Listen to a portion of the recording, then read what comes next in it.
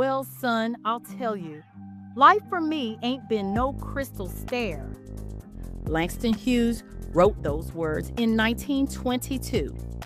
A mother's testimony to her son about the sheer grinding grit required to exist in a world that wasn't built for you. But sitting here now, in this moment, those words have taken on a different kind of weight. Not just historical, not just poetic, real. The kind of real that settles into your bones at 3 in the morning when you can't sleep because the numbers don't add up and the future doesn't look like what you were promised. Let's take a look at that crystal stair. We were told it was coming, remember? Smooth, glowing, an escalator of technology that would do the heavy lifting while we finally rested. AI was going to be the polish, the seamless finish, the thing that made life soft. The stairs have turned back into bare wood, splintered by the very tools meant to save us. Here's the illusion. In the poem, the mother doesn't just say the stairs are broken, she tells you exactly what's wrong with them. It's had tacks in it, and splinters, and boards torn up, and places with no carpet on the floor. Bare, that word lands different now. In 1922, bare meant poor, meant exposed, meant the kind of poverty that leaves your feet cold because there's nothing between you and the wood. In 2026, bare means something else entirely. Bear is the family of 4 living in their truck because even with 2 incomes, they can't meet the rent requirement for an apartment that costs more than a mortgage used to. Bear is working 60 hours a week and still checking your bank account before you buy groceries. Bear is doing everything right, everything you were told to do, and still watching the floor fall out from underneath you. We are living in a society where the salaries haven't moved in years, but the cost of existing, just the basic price of shelter and air and keeping the lights on, has climbed into the stratosphere. That's not a splinter in the wood. That's a collapse that was seemingly built by powerful people based on design and greed. Just look around. Family, we are living a lie. We are living in a new age creator's world. The puppet master has the strings. When pulled or redirected, wealth flows one way, and it isn't to the people. Now, I understand that some of what I'm sharing is controversial, but it isn't meant to be. I literally endeavor to expose the veil so that those who can't see will catch a glimmer of perhaps it's worth looking into. Maybe this is worth taking a closer look at. Or avoiding the veil that's been covering our eyes to be removed before the covering. I'm reminded of the older generations before us, or those who perhaps are closed off to the world of big tech or politics. I often talk to my aunt about AI. She hasn't a clue, doesn't believe it exists, or at the very least, that its capabilities aren't as serious as I've made it out to be. It is my hope that we will all see for ourselves, open our minds, and not be distracted. Now, I realize that life will happen as it's supposed to. But wouldn't it be a little bit easier if we could see the stampede coming before it approaches us? We scroll through feeds where everyone else's floor seems carpeted in gold. Perfect homes, perfect careers, perfect productivity, AI-generated lifestyles that don't exist in reality. A crystal stair made of pixels and filters and carefully curated moments that leave us feeling like we're the only ones picking splinters out of our feet. The danger of that myth, the crystal stair myth, is that it makes the struggle feel like a secret. When you believe everyone else is gliding up, You're tempted to sit down on the steps because you think you're the only one who finds it kinda hard. But listen, there is radical power in the word bear. There is dignity in acknowledging that the floor is torn up. The most honest thing you can do right now is admit that the crystal is a lie. The climb is still a climb. The dark is still dark. Now, here's the algorithm staircase. What's different now? In the original poem, the mother knew where the tacks were. She knew the splinters were there because the wood was old and the system was rigged, and she had been walking those stairs long enough to memorize every broken board. In our world, the tacks are invisible. They're tucked inside lines of code, algorithms that decide who gets the interview, whose content gets seen, whose job gets pushed out of existence by a machine that doesn't hate you, but doesn't care about you either. We're navigating a staircase that is no longer static. It's moving, shifting, changing shape while we climb it. Every step we take is being measured, tracked, turned into a data point.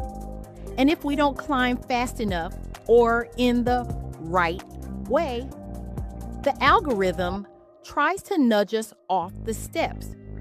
People are losing jobs not because they stopped climbing, but because the staircase decided it didn't need that specific floor anymore.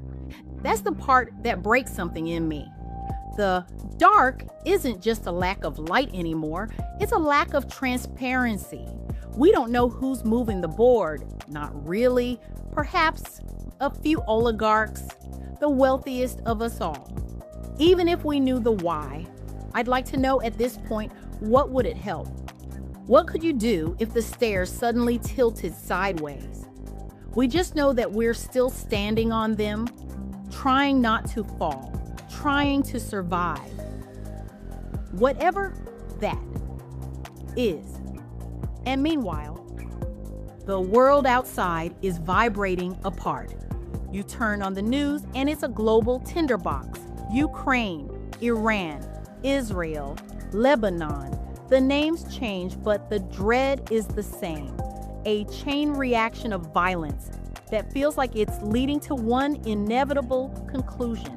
We're watching a surveilled world become our reality, tracked by the very devices we use to distract ourselves from the fact that we might be on the verge of something none of us knows how to stop. Is it any wonder people are heading for the mountains?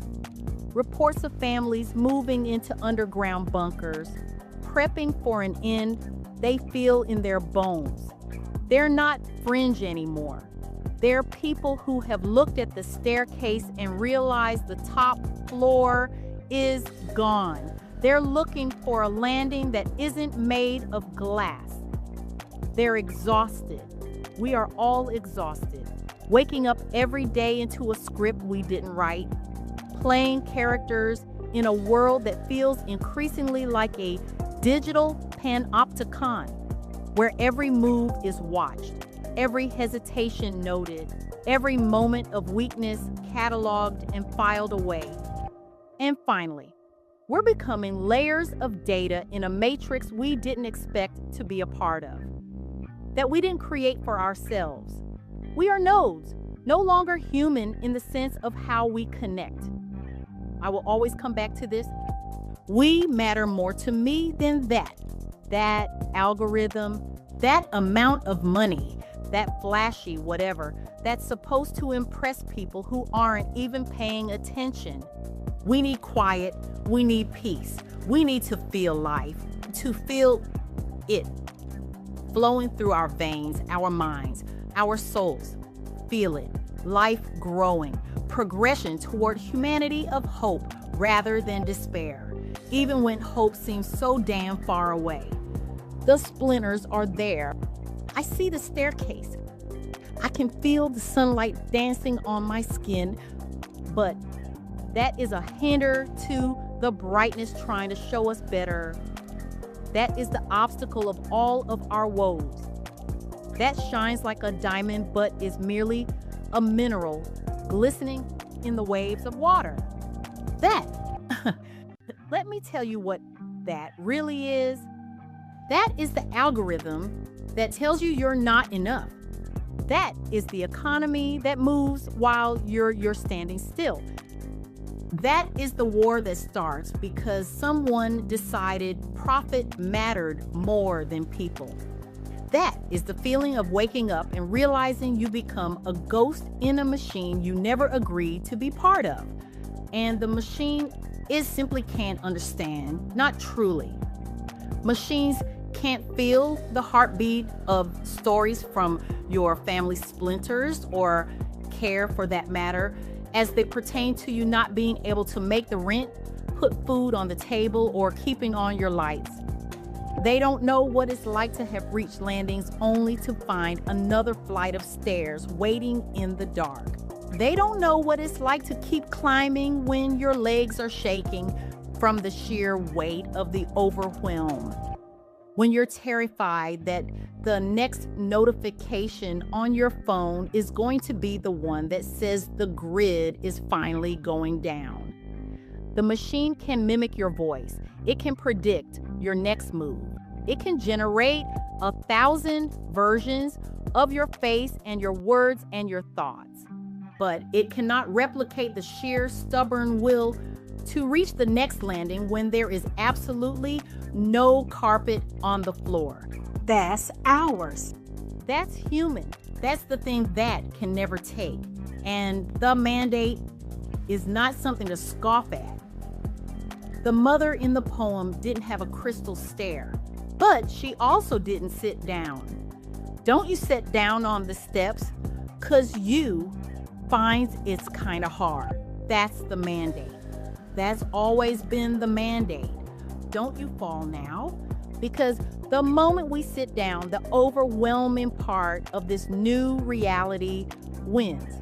The mother said she was reaching landings and turning corners, even when there was no light.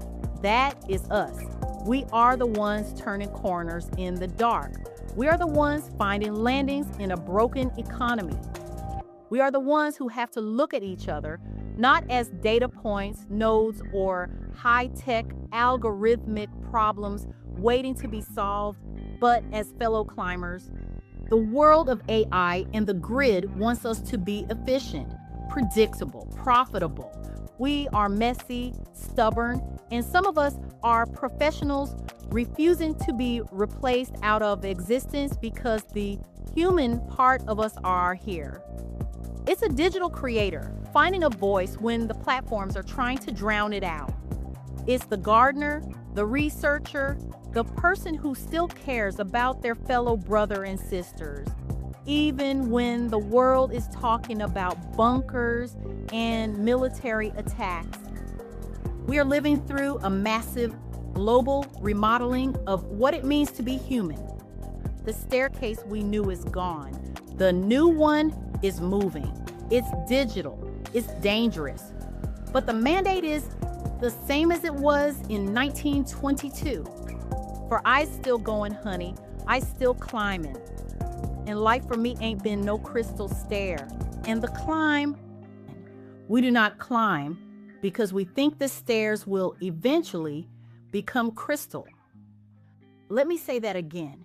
We do not climb because we think the stairs will eventually become crystal. That dream is dead. That promise was broken before it was ever made. The crystal stair was always a hallucination, a reflection of something that never existed except in the advertisements and the filtered feeds and the voices that profit from your dissatisfaction. No, we climb because we are the ones who keep the staircase alive. As long as we are moving, as long as we are turning corners, reaching landings, even when we can't see the next step, the story isn't over. The dark only wins if you stay in it. If you're listening to this in your car because that's the only roof you have left, keep climbing. If you are staring at your screen, wondering how you're going to pivot your career for the 5th time this decade, keep climbing.